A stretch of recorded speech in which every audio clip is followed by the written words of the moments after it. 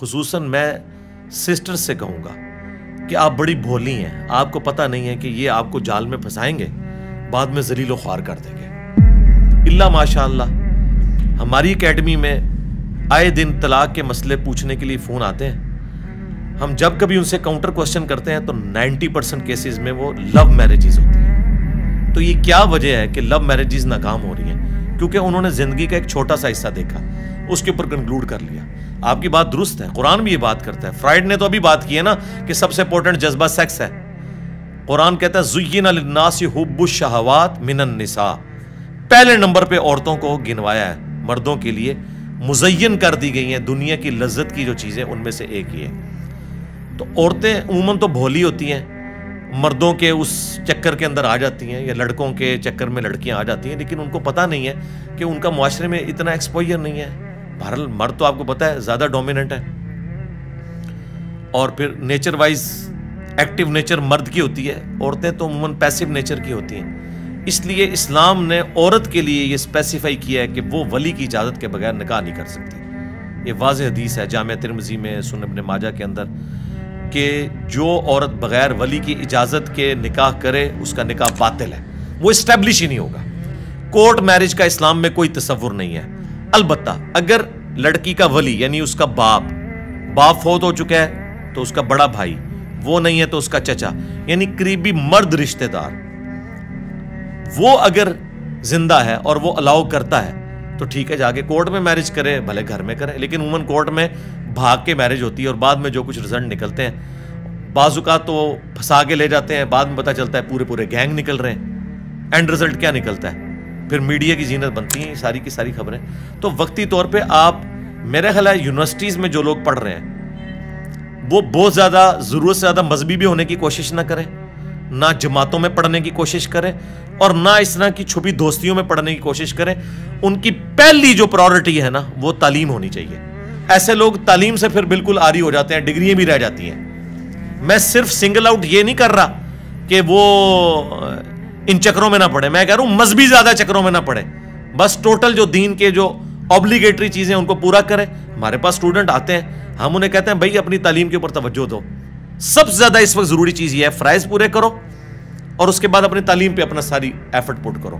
باقی زیادہ لمبے چوڑے آپ کو تبلیغوں میں نکلنے کی، باقی سارے معاملات کرنے کی ضرورت نہیں، پوری زندگی پڑی ہوئی ہے، اور پھر آپ کو بعد میں پتہ چل جائے گا کہ کیا کچھ ہوگا آپ کے ساتھ، جس طرح آپ کو پتہ چل گیا ہے، اور مجھے تو بہت پہلے پتہ چل گیا تھا کہ دین جو ہے وہ کسی نے موزوں میں دین گھسا لیا ہے، کسی نے پگڑی میں، کسی نے سفید کرتا شلوار کے اندر دین گھسایا ہوا ہے، یعنی ان رسومات کا نام دین رکھ دیا ہوا ہے۔ دین بڑا مشکل ہے چلنا، روزانہ مرنا پڑتا ہے، اتنی بڑی بڑی آزمائشیں آتی ہیں۔ تو یہ ساری چیزیں سامنے ہوں گی نا، پھر یہ معاملہ ٹیکل کرنا آسان ہو جائے گا۔ پوسٹ پون کر لینا میرے بھائی، کوئی زندگی موت کا مسئلہ تو نہیں بن گیا، 3 یا 4 سال کی ڈگری ہے نا، اس کو پوسٹ پون کر لیں۔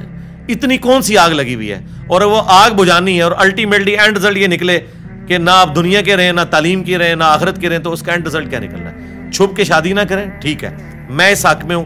میں بار بار اپنی ویڈیوز میں کہتا ہوں کہ اگر آپ کی بیٹی یا بیٹا کسی اس طرح کے افیئر میں انوالو ہے، اور آپ جذباتی طور پہ نہیں، علمی طور پہ یہ سمجھتے ہیں کہ بندہ سوٹیبل ہے، پھر ان چکروں میں نہ پڑیں کہ میں جو مغل خاندان سے ہوں، یہ سید ہیں، یہ راجے ہیں، ہم تو نہیں ایسے کرتے، ان چکروں سے نکلیں۔ تعلیم اتنی بڑی چیز ہے کہ یہ ان تمام چیزوں سے بندے کو جو ہے وہ ماورا کر دیتی ہے۔ پھر آپ ضد نہ کریں، لڑکا اچھا ہے، ٹھیک ہے، آپ سمجھتے ہیں دیندار بھی ہے، اگر آپ دیندار ہیں آپ کے لیے ٹھیک ہے، پھر آپ کسی اور ضد میں نہ پڑیں کہ میں نے تو اپنے بہن کو زبان دی ہوئی تھی، میں نے تو اپنے بھائی کو دی ہوئی تھی۔ نہیں، زندگی آپ کے بہن بھائی نے نہیں گزارنی، انہوں نے گزارنی ہے۔ بچوں کو آپ سپیس دیں کہ وہ اپنی مرضی کی شادی کر لیں، لیکن ماں باپ کی مرضی کے بغیر بچے یہ حرکت نہ کریں، وہ کنونس کریں نا اپنے ماں باپ کو۔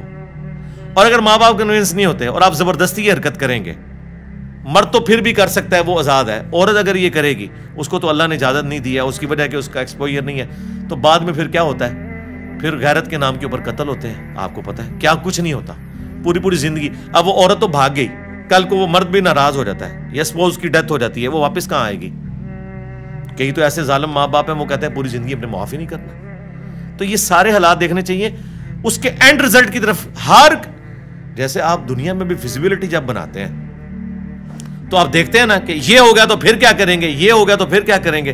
ان ساری چیزوں کو اگر سامنے رکھے نا، میں نہیں سمجھ سکتا کہ کوئی جو ہے وہ لو میرج اور ان چکروں میں تعلیم کے دوران پڑے گا. وہ کہے گا بھائی یار خدا کے لیے پاؤں پہ کھڑے. اللہ کے بندو، آج تو ایک ینگ شادی شدہ جوڑا اپنے بچوں کے پیمپرز کے پیسے نہیں پورے کر سکتا. نان و نفقہ تو دور کی بات ہے، جتنی مہنگائی ہے. تو شادی صرف اس چیز کا نام تو نہیں ہے کہ شادی سے پہلے بھی پب جی کھیل رہے تھے، بعد میں بھی پب جی کھیلیں گے. ایک خاندانی نظام ہے نا جس کو آپ نے لے کے چلنا ہے، جس میں رہائش ہے، بجلی کا بل ہے، گیس کا بل ہے، گھر والوں کا خرچہ ہے، سب کچھ ہے. یہ ساری چیزیں لے کے چلنی ہے نا. ابھی آپ پڑھ رہے ہیں، خود لے کے پیسے کھا رہے ہیں، اپنی جاب بھی نہیں لگی ہوئی ہے، اور ایک نیا آپ نے پنڈورا باکس کھول لیا ہے. کل کو آپ کیا کریں گے؟ ہم نے تو لوگوں کو برباد ہوتے ہوئے دیکھا ہے.